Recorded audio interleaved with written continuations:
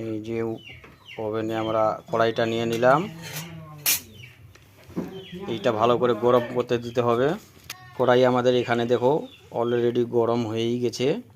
এখানে আমরা জিরে দেব, তারপর লঙ্কা দিব, ভালো করে হালকা করে ভেজে নিব যাতে একটু সুগন্ধি আসে।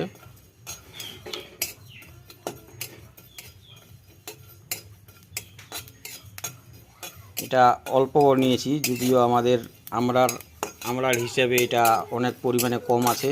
কমটা এই জন্যই যে আমাদের এখানে কেনা আছে। দেখো সানরাইসের ধনিয়া গুঁড়া আছে, লঙ্কার গুঁড়ো আছে, আর এখানে সব রকমের মশলা দিয়ে একটা গুঁড়া করা আছে, যার জন্য দেখো গন্ধ ছেড়ে দিয়েছি সুন্দর করে। এটাকে এখন এটা একবারে হালকা লো ফ্লেমে করতে হবে। নামাই নিব সুন্দর করে। এই যে এটাকে নামাই নিব।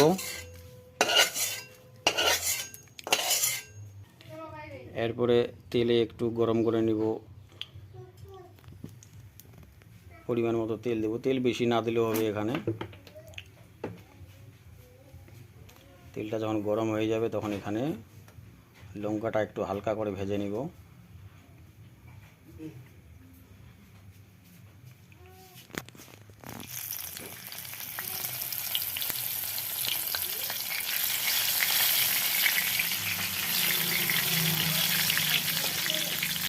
দেখো আমাদের লঙ্কা একদম সুন্দর লাল রঙের হয়েছে, ভাজা গেছে তেলে খুব সুন্দর করে। এখন আমড়াটা দিয়ে দিব। এখানে আমড়াটা দিয়ে সুন্দর করে এটাকে কষে নিব, 4-5 মিনিট ধরে কষবো।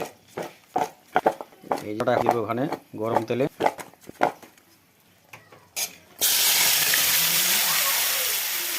এটাকে খুব সুন্দর নাড়িয়ে নিব একবার নিয়ে, তারপর আমরা ধরে এটা কষবো সুন্দর করে।